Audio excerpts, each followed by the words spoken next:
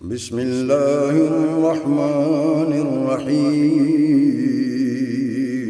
شروع اللہ کے نام سے جو بڑا مہربان نہایت رحم والا ہے۔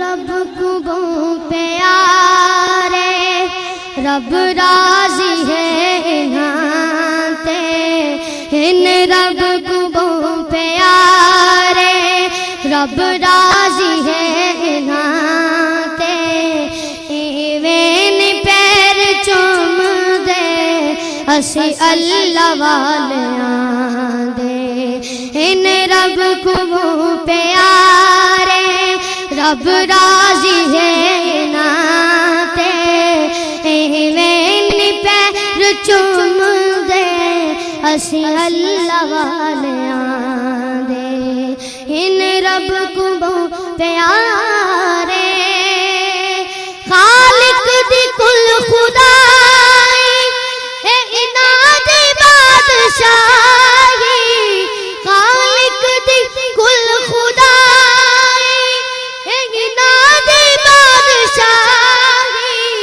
جو چاو دے نہ کر دے دین دے سپاہی جو چاو دے نہ کر دے۔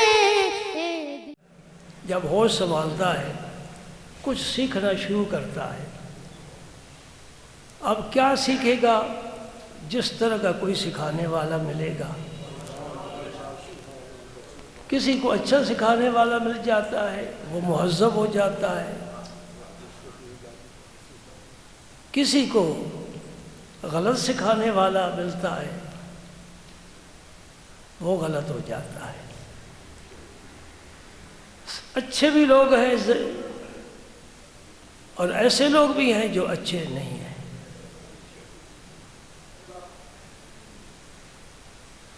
سکھانے والا جو بھی سکھائے گا وہ خود کہاں سے سیکھ کر آیا ہے،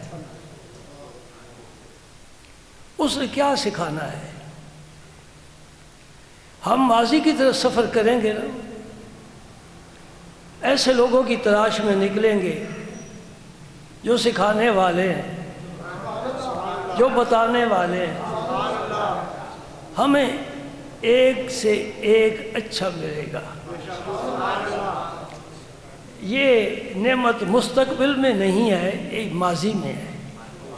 ہمارا ماضی بڑا روشن ہے، تابناک ہے۔ جو ماضی سے رابطہ رکھتے ہیں وہ بھی روشن ہو جاتے ہیں، اور جو وہم و گمان کی زندگی گزارتے ہیں ان میں اچھائی نہیں آ سکتی۔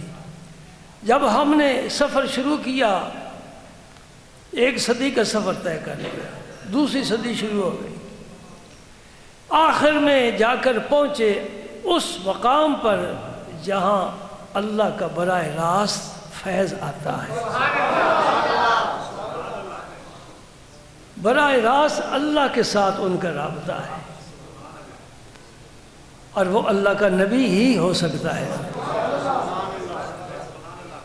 اللہ کے پیغمبر کے بغیر کوئی ایسا نہیں ہے جو اللہ سے کوئی بات پوچھ کر ہمیں بتا سکے۔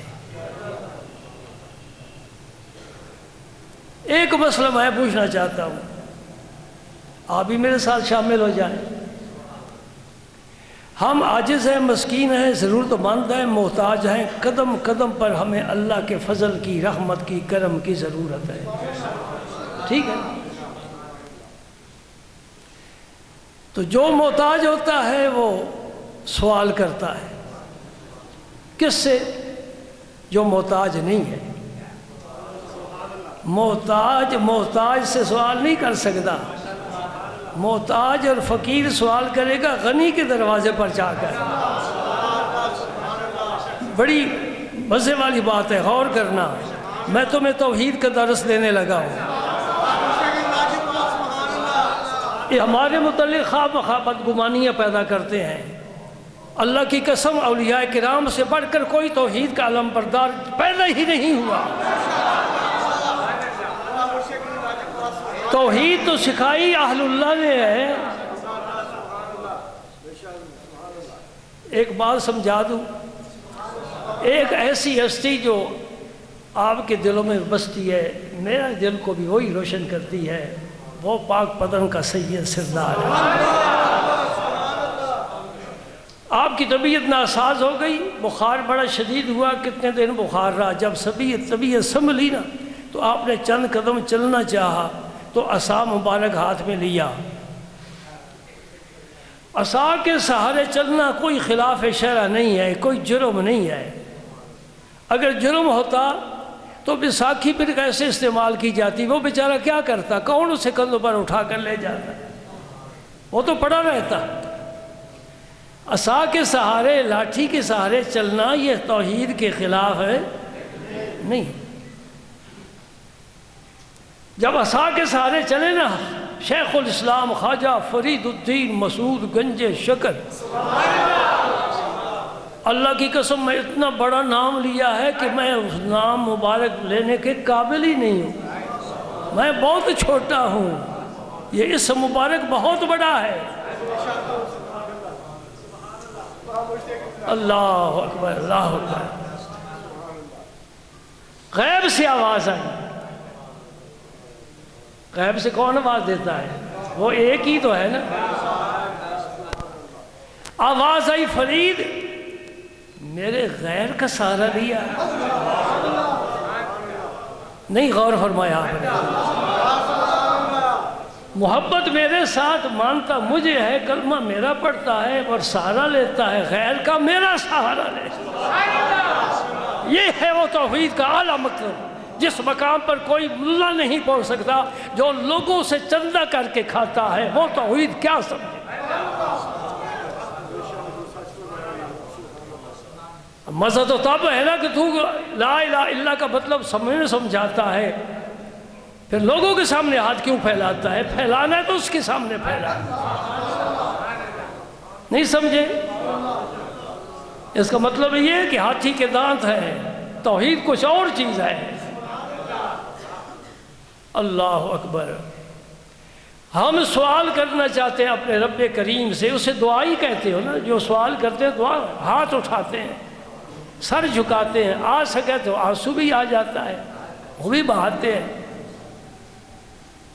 تو دعا کس وقت مانگے؟ جو قبولیت کا وقت ہو۔ یہ ہمیں کون بتائے؟ قبولیت کا وقت ہمیں کون بتائے؟ مسجد کے مولوی صاحب نہیں بتا سکتے، کالج کے پروفیسر صاحب نہیں بتا سکتے، بس ایک ہی بتانے والا ہے، جو ادھر سے علم حاصل کرتا ہے، ادھر سے علم حاصل کرتا ہے، مخلوق کو دیتا ہے۔ عجیب بات ہے، ہم اپنے جیسے انسانوں سے علم لیتے ہیں، دینے والا بھی ناقص، لینے والا بھی ناقص، علم لینے والا بھی کامل، دینے والا بھی کامل۔ آئی سمجھ میں بات ہے؟ اللہ علم دینے والا ہے، اللہ کا رسول لینے والا ہے، علم کتنا کامل ہوگا؟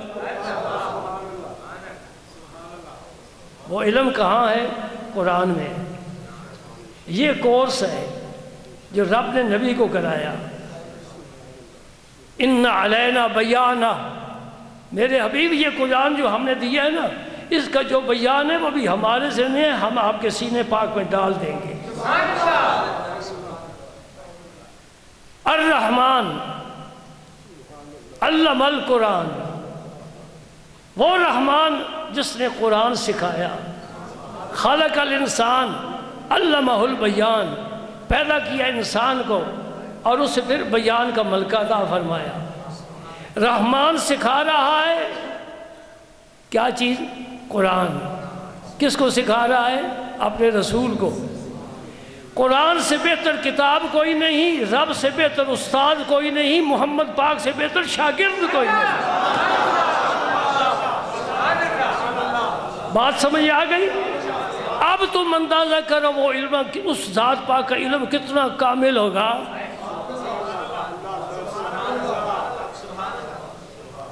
رب نے کچھ بچا کر رکھا، کس کے لیے؟ کوئی بعد میں آنے والا ہے اس کے لیے بچا کر رکھا؟ نہیں پیارے، سارا ہی تجھے دیتا ہوں۔ کیونکہ اس بعد میں آنے کا بھیجنے کا ہمارا کوئی پروگرام نہیں، تم ہی بھیجا ہے، آخری ہو۔ اس لیے پھر فرمایا اگر پھر بھی سمجھے بات نہ آئے وَعَلَّمَكَ مَا لَمْ تَكُنْ تَعْلَمْ وَكَانَ فَضْلُ اللَّهِ عَلَيْكَ عَظِيمًا، جو آپ نہیں جانتے آپ کے رب نے آپ کو سب کچھ بتلا دیا۔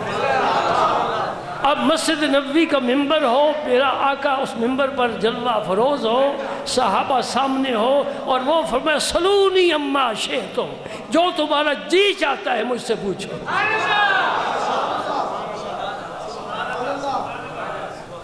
یہ بات کوئی عالم نہیں کر سکتا، کیونکہ اس کے پاس جو علم ہے وہ دین کا ہے، سائنس کے متعلق نہیں۔ کوئی طالب علم سائنس کا سوال کر سکتا ہے، کوئی تاریخ کا سوال کر سکتا ہے، کوئی ریاضی کا سوال کر سکتا ہے۔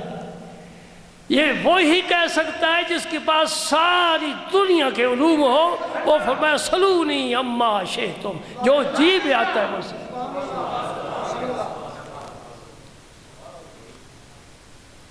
یہ میرا موضوع نہیں ہے، میں تمہیداً چند باتیں لکھی ہیں۔ اب ہم یہ حضور سے عرض کرتے ہیں یا رسول اللہ آپ ہمیں بتائیں، ہم دعا مانگنا چاہتے ہیں، مجبور ہیں، پریشان ہیں، تو کس وقت مانگیں؟ یہ تو ہمیں پتہ ہے کہ رب سے ہی مانگنا ہے۔ دعا کس سے مانگی جاتی ہے؟ ذرا توحید کا سبق دہراؤ نا۔ دعا کس سے مانگی جاتی ہے؟ کسی اور سے نہیں، پکا کر لو سبق۔ کیوں؟ الدعاء هو العبادہ، نبی پاک نے فرمایا دعا عبادت ہے، اور دعا عبادت کا کوئی مستحق نہیں اللہ کے بغیر، لہذا دعا بھی کسی سے نہیں کی جائے گی، صرف اللہ سے کی جائے گی۔ الدعاء مخ العبادہ، فرمایا دعا عبادت کا مغز ہے۔ سبحان اللہ، سبحان اللہ، سبحان اللہ۔ تو دعا مانگیں گے اللہ سے، کس وقت مانگے؟ جو قبولیت کا ہو۔ وہ کون سا وقت ہے قبولیت کا؟ کوئی پردہ نہیں، کوئی دور نہیں، یہ آپ کے سامنے ہے۔ ابو امامہ روایت فرماتے ہیں رضی اللہ تعالیٰ عنہ، قیل یا رسول اللہ صلی اللہ علیہ وسلم ای الدعاء اسمع، ای الدعاء اسمع، یا اللہ وہ کون سا وقت ہے جس وقت دعا بہت زیادہ سنی جاتی ہے؟ اس کا جواب دنیا کا کوئی شخص نہیں دے سکتا، وہی دے گا جس کو رسول اللہ سے پتہ چلا ہو۔ ٹھیک ہے نا؟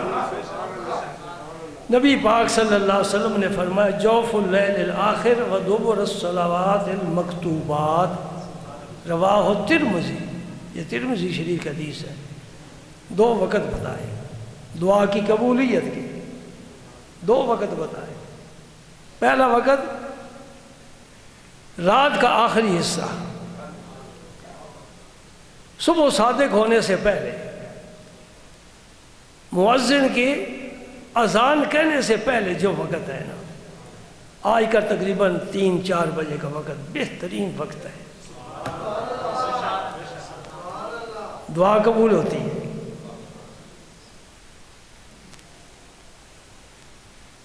پتہ تو چل گیا نا، سوئے رہے تو ہماری مرضی، وہ تو قبول کرنے کے لیے پہلے آسمان پر آ چکا ہے اپنی شان کے لئے۔ آسمان دنیا پر ہر رات اللہ پاک کا اپنی شان کے مطابق نزول ہوتا ہے، اور وہ آواز دیتا ہے کوئی مانگنے والا؟ ایسا بھی کوئی کریم تمہیں ملے گا جو بلا بلا کر خیرات بانٹے؟ پہلا وقت کون سا ہے؟ رات کا آخری حصہ، وہی وقت تہجد کا ہے، اور تہجد کی ہی میں بات کر رہا ہوں۔ دوسرا وقت وہ آسان ہے، لیکن لوگوں نے اس کی قدر نہیں کی۔ فرض نماز کے بعد جو بھی فرض نماز ہے، 5 ہی فرض ہے، زیادہ تو ہے نہیں، فرض نماز پڑھنے کے بعد دعا مانگے، نبی پاک صلی اللہ علیہ وسلم نے فرمایا قبول ہوگی۔ اور جو سلام پھیر کر یوں اٹھ جاتے ہیں، ان سے پوچھو کون سی نیکی تم نے کی ہے؟ یہ قبولیت کا وقت تھا۔ اگلے دو 3 نمازی ہماری نماز میں شامل ہو گئے. نماز تھی مغرب کی، تو امام نے قرأت کی. جب سورہ فاتحہ ختم کی تو انہوں نے تینوں نے بلند آواز سے کہا آمین. میں نے کہا آ گئے نئے لوگ. یہاں تو یہ ہمارے ہاں یہ مسئلہ نہیں ہے، ہم تو آمین آہستہ کہتے ہیں. کیوں کہتے ہیں؟ نبی پاک صلی اللہ علیہ وسلم نے فرمایا جس شخص کی آمین، اس وقت فرشتے بھی کہتے ہیں آمین. تمہاری نمازوں میں ملائکہ بھی شامل ہوتے ہیں، اور ایسے مجلس، علم کی مجلس میں بھی اللہ پاک رحمت کے فرشتے بھیجتا ہے، اور یہ گفتگو وہ سن رہے ہیں اور اللہ کی جناب میں گواہی دے گے انشاءاللہ، یا اللہ فلاں شہر کی فلاں مسجد میں اس نام کا تیرے عاجز تو مسکین بندہ تیرے نبی کی اور تیرے دین کی باتیں کر رہا ہے. یہ گواہی پہنچتی ہے. ہم بے یار و مددگار نہیں ہیں، ہم تنہا نہیں ہیں، ہم پوری جماعت کے ساتھ رہتے ہیں. الحمدللہ الحمدللہ. یہ صرف اس مسجد کی بات نہیں، ہر مسجد میں جانے اچھے لوگ ہیں، نیک لوگ ہیں. ہمیں بھی اللہ تعالیٰ نیک لوگوں میں شامل فرمائے گا. آپ نے فرمایا جس وقت آمین کہو تو جس کی آمین فرشتوں کی آمین کے موافق ہو جائے اس کی مغفرت ہو جاتی ہے. اب موافقت کی 2 صورتیں ہیں.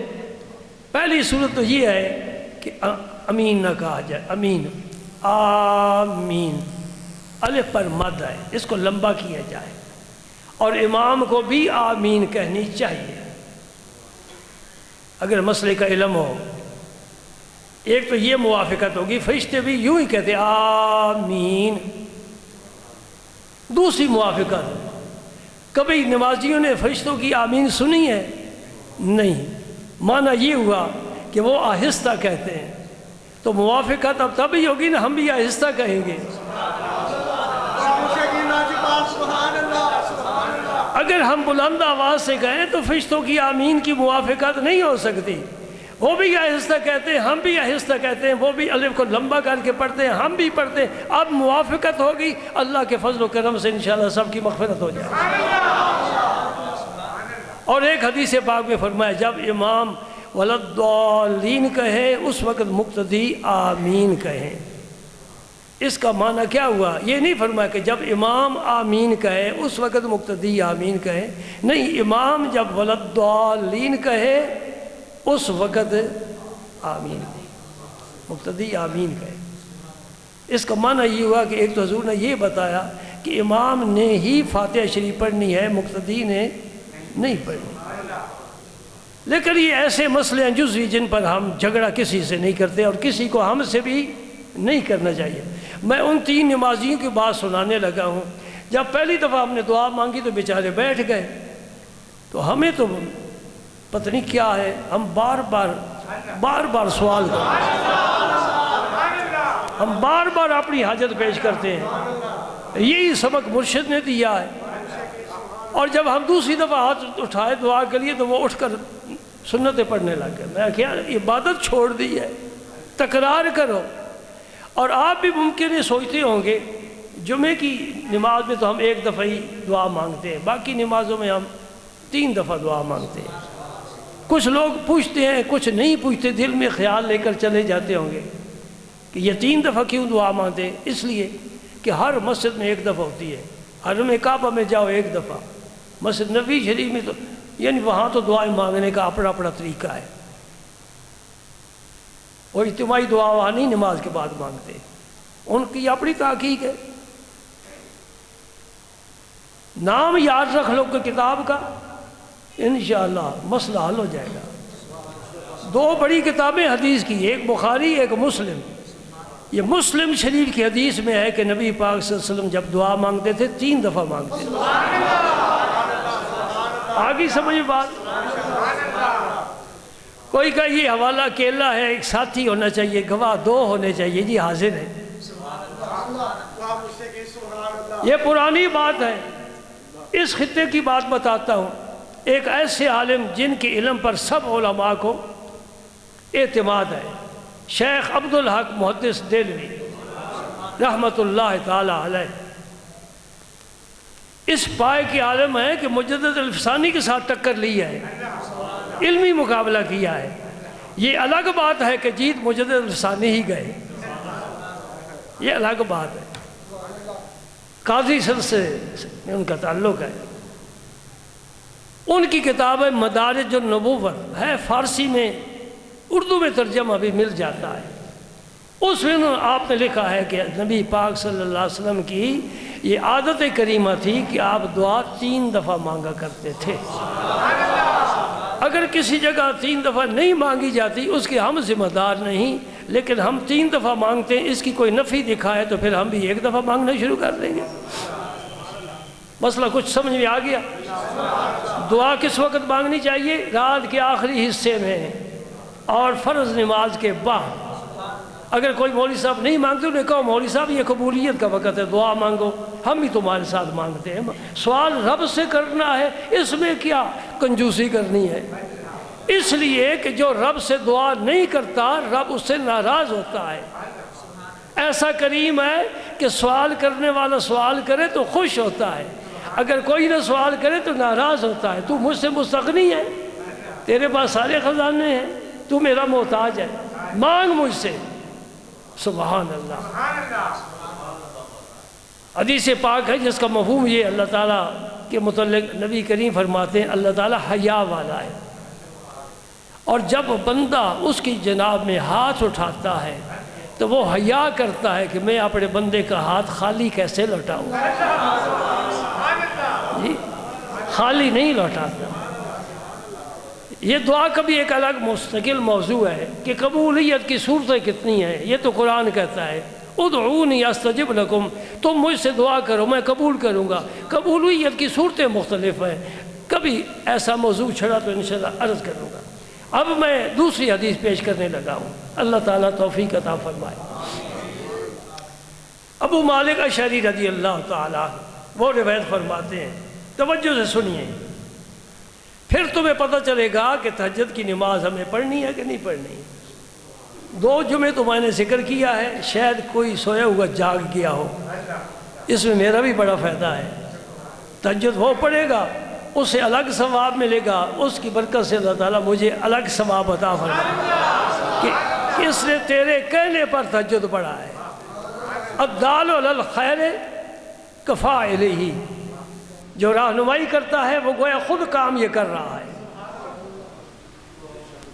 سبحان اللہ۔ ابو موسیٰ اشعری رضی اللہ تعالیٰ عنہ فرماتے ہیں نبی پاک صلی اللہ علیہ وسلم نے فرمایا، پہلے میں عرض کر چکا ہوں کہ یہ باتیں اللہ کے رسول کے بغیر ہمیں کوئی نہیں بتا سکتا۔ جنت میں محلات ہیں، کیسے محلات ہیں کون بتائے؟ کوئی نہیں بتا سکتا، ہمارے آقا ہی بتائیں گے، تاکہ رغبت پیدا ہو، دین کا پیار ہو، دین سے کا شوق ہو، دین سے محبت پیدا ہو، آدمی اللہ تعالیٰ کی طرف سفر شروع کر دے، سفر شروع کر دے۔ بڑا طویل سفر ہے، کبھی تو ختم ہوگا نا۔ فرماتے ہیں کہ رسول کریم صلی اللہ علیہ وسلم نے فرمایا ان فی الجنت غرفا یرا ظاہرها من باطنها وباطنها من ظاہرها۔ سبحان اللہ، سبحان اللہ۔ لوگوں کن مکانوں میں ہم رہتے ہیں، بڑا بہترین مکان، بڑی کوٹھی بڑھائی، بڑا خرچ کیا ہے، وہ نمی آ گئی، پوری دیوار میں نمی آ گئی۔ مصری کہتے ہیں جس کا ہمارے پاس کوئی علاج نہیں، ساتھ یہ مکان کا روک جاتا رہا، اب پینٹ کیا تھا وہ گر رہا ہے، اب کیا کریں؟ برداشت ہے۔ پڑوس میں ایک ایسا آدمی نے آ کر مکان بنا لیا جو دوسرے فرقے کا ہے، وہ اس سے بھی تکلیف پیدا ہو گئی، یا یہ ویسے شر پسند ہے تب بھی تکلیف پیدا ہو گئی۔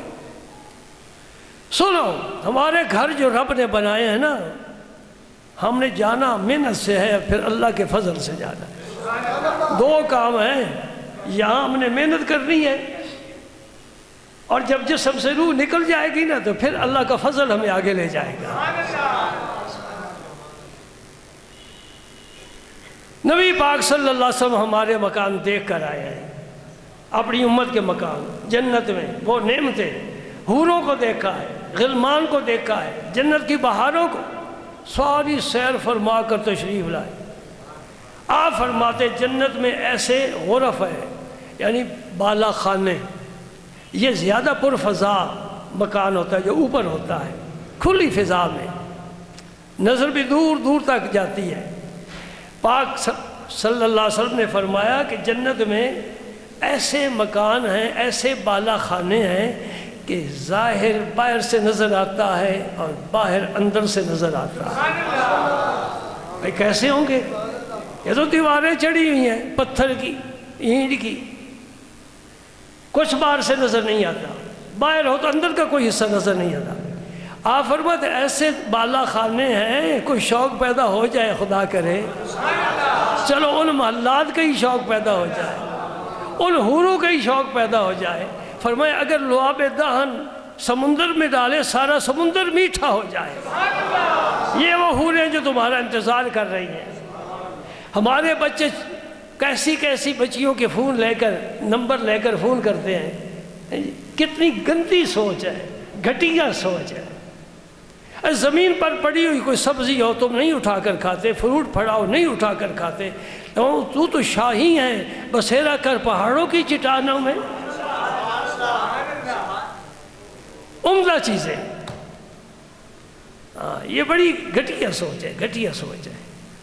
فرمایا باہر سے اندر نظر آتا ہے، اندر سے باہر نظر آتا ہے، ایسی ماشاءاللہ دیواریں ہیں۔ آگے کیا فرمایا؟ اعد اللہ لمن الان الکلام۔ ہم عرض کرتے ہیں یا رسول اللہ یہ محل ملے گا کس کو؟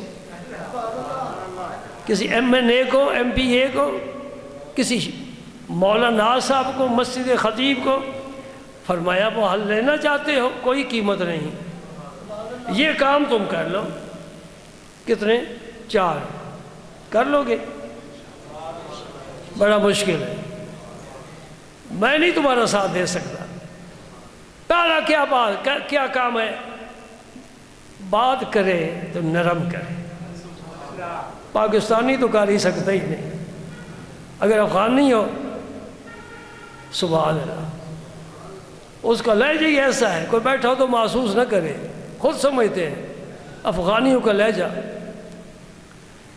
الان الکلام، کلام کرے نرم لہجے، آہستہ نہیں، نرم لہجہ، میٹھا لہجہ، جس طرح ہمارے نبی پاک کا نرم لہجہ۔ پھول کی پتی سے کٹ سکتا ہے ہیرے کا جگر۔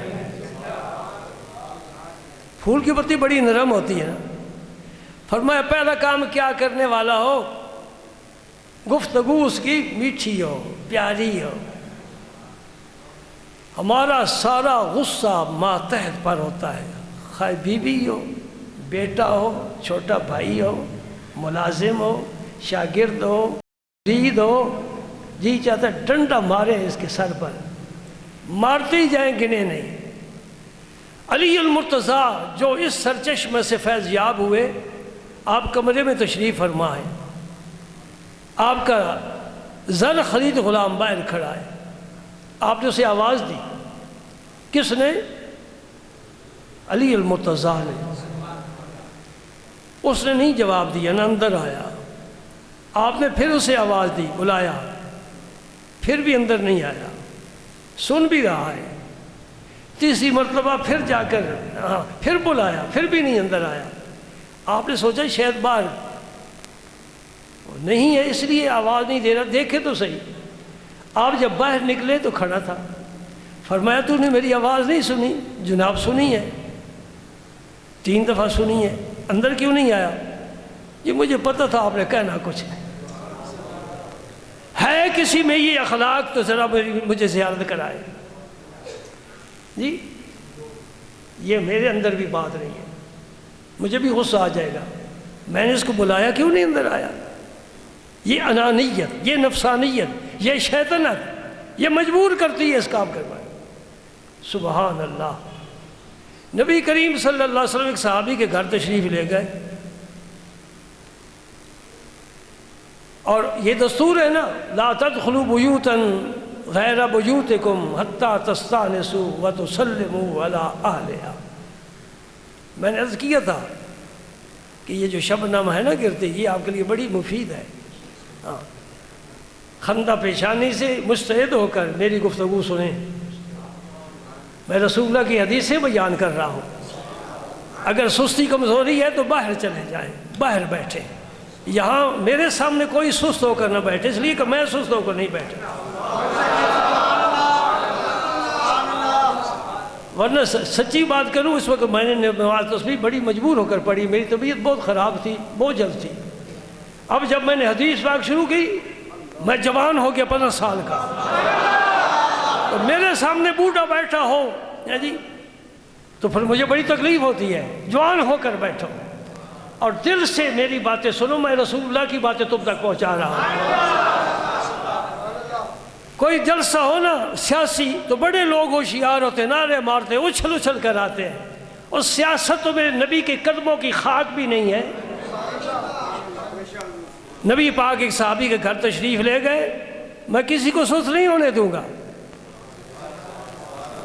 نیند پوری کر کے آیا کرو، یہاں جمائیاں لینا یہ اچھی بات نہیں ہے۔ میں بھی شروع کر دوں تو پھر کیا ہو پڑے گا۔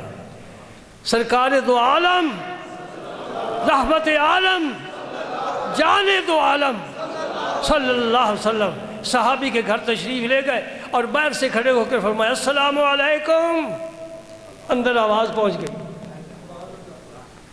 صحابی نے آہستہ کہا وعلیکم السلام۔ اب یہ آواز دوبارہ نہیں نہ جا سکتی، اب دستور کے مطابق دوبارہ آپ نے سلام فرمایا السلام علیکم، کہ جواب آئے تو میں اندر جاؤں۔ صحابی نے کہا وعلیکم السلام، تیسری مرتبہ پھر حضور نے فرمایا السلام علیکم، صحابی نے آہستہ کہا وعلیکم السلام۔ اب جو قاعدہ حضور نے بنایا ہے کہ اگر 3 مرتبہ سلام کہو جواب نہ آئے تو واپس چلے جاؤ، دل میں کوئی میل کچیل لے کر نہ جانا کہ اس نے مجھے اندر کیوں نہیں اجازت دی آنے کی، کوئی ایسی مجبوری ہوگی، مصروف ہوگا، نہیں دے سکتے، آپ واپس چلے۔ جب واپس چلے نا تو صحابی دوڑ کر پیچھے سے آئے،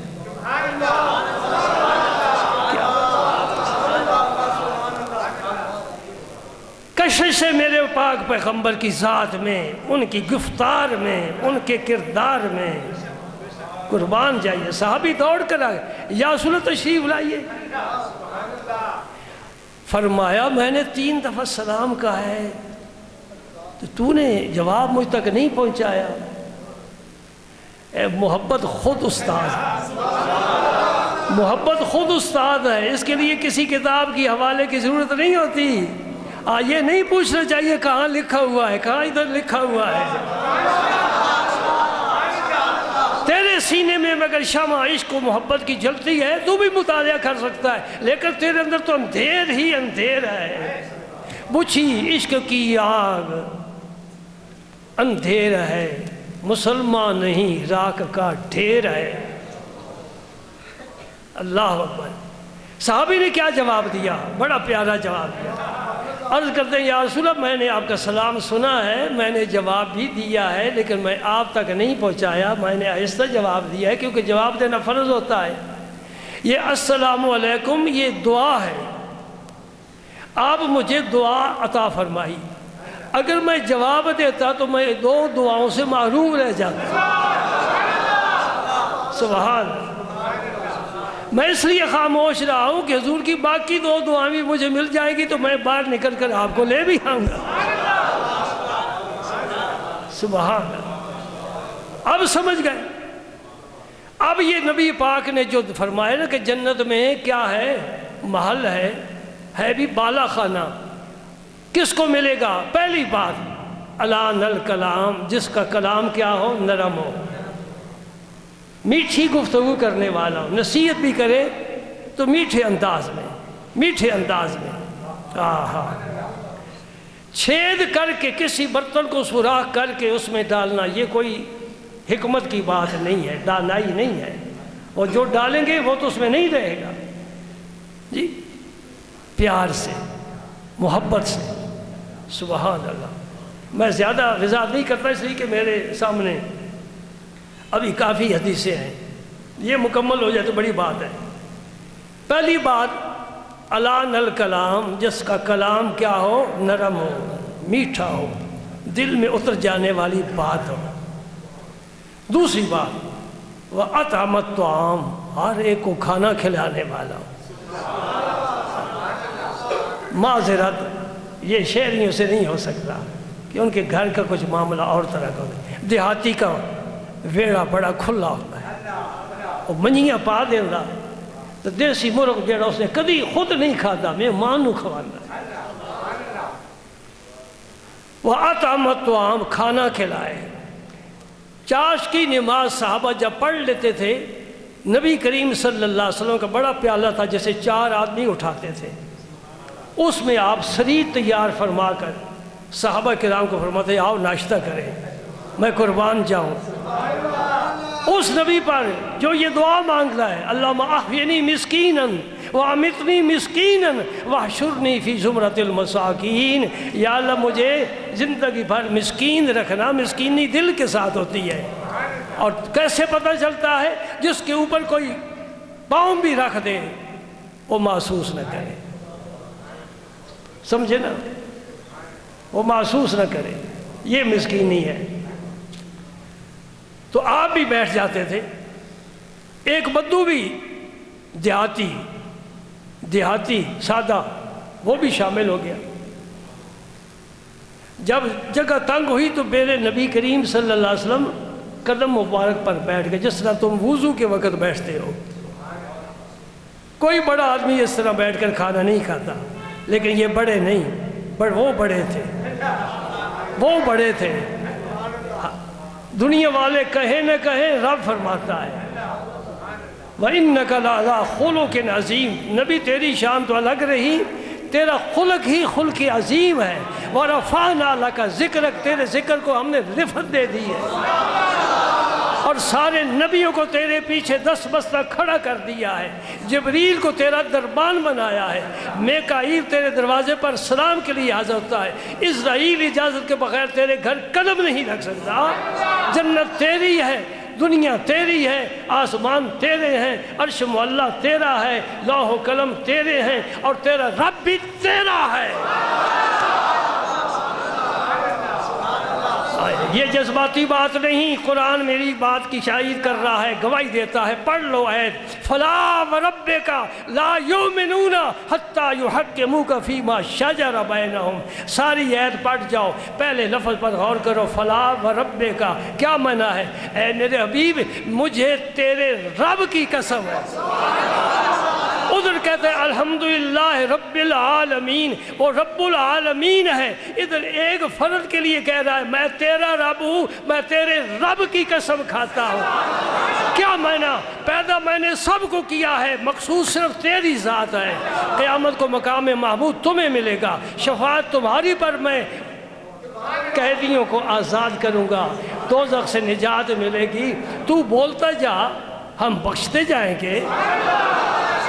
سل توتا، یہ فرمایا سل توتا، جو مانگو تمہیں دیا جائے گا، واشفا تو شفا، جو اس کی شفاعت کرو بخش دوں گا۔ اور یاد رکھو میرے دوستو، میرے نبی کی رحمت کو یاد کرو۔ یہ عاجز کیا ذہن رکھتا ہے، کیا اعتقاد رکھتا ہے؟ عقیدہ اچھا ہو اہل سنت جماعت۔ میں ممبر پر بیٹھا ہوں، حدیث پاک میرے ہاتھ میں ہے، میں پورے وثوق سے کہتا ہوں کہ اس امت پاک کا کوئی شخص بھی دوزخ میں، آگے تم نے کہہ دیا۔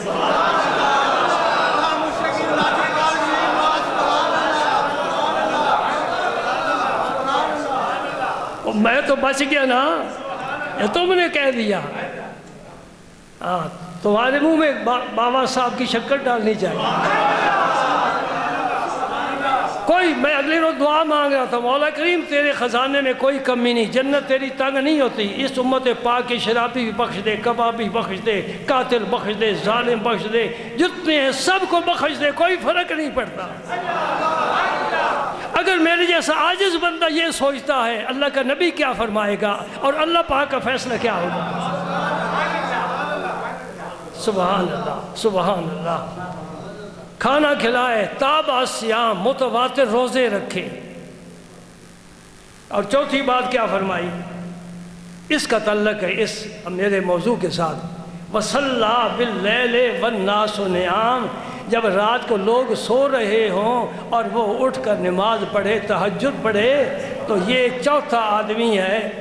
یہ چار خوبیاں جس میں پائی جائیں اس کے لیے وہ محل بنایا گیا ہے۔ جو اندر سے بیٹھے تو باہر نظر آتا ہے، باہر بیٹھے تو اندر نظر آتا ہے، اتنا صاف ستھرا مال، صاف ستھرا مال. سبحان اللہ، سبحان اللہ. اب میں ایک بات کہہ کے پھر اجازت چاہتا ہوں آپ سے. ممکن ہے مجمع میں سے کوئی آدمی سوچتا ہو کہ تہجد تو نفلی عبادت ہے، تو تیسرا جمعہ اس کے فضائل، اس کی ترغیب، دو باتیں صرف بتاؤں گا، دونوں یاد رکھو. پہلی بات میری ہے، دوسری بات بزرگوں کی ہے. میری بات اپنی، تمہیں پسند آئے تو ٹھیک ہے، نہ آئے تو کوئی بات نہیں، لیکن بزرگوں کی بات جو ہے اسے تو ہر حال میں قبول کرنا ہوگا. کہ فرض نمازوں کا ذکر نہیں کیا. کتنے لوگ نماز نہیں پڑھتے، اللہ انہیں توفیق عطا فرمائے، اپنے فرائض کو سمجھے. اللہ تو تہجد پر اتنی توجہ، حالانکہ نفلی عبادت ہے، بالکل ٹھیک ہے، نفلی عبادت ہے. میں یہ سمجھتا ہوں کہ جو شخص تہجد شروع کر دے گا، تہجد پڑھے گا، وہ 5 نمازیں بھی پڑھے گا.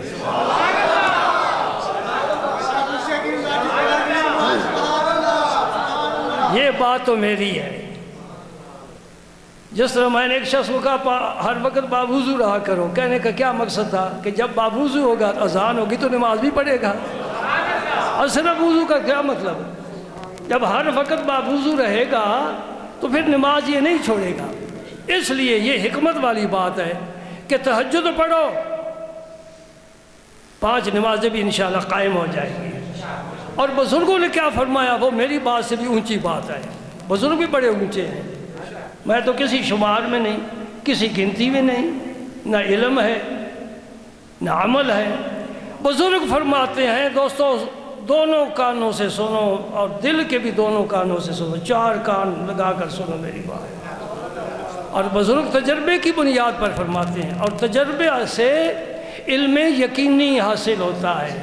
بزرگوں نے علم یقینی سے ہمیں فیض یاب فرمایا ہے. وہ فرماتے قبر اندھیری ہوتی ہے، تہجد پڑھنے والے کی تہجد کی برکت سے اس کی قبر روشن ہوتی ہے. اب میں دعا کرتا ہوں، آپ بھی دعا کریں، اللہ تعالیٰ مجھے بھی توفیق عطا فرمائے، آپ کو سب کو بھی توفیق عطا فرمائے. ہم اپنے فرائض سمجھیں، فرض نمازیں بھی پڑھیں اور شریعت پر پورے اترنے کی کوشش کریں. وآخر دعوانا ان الحمد.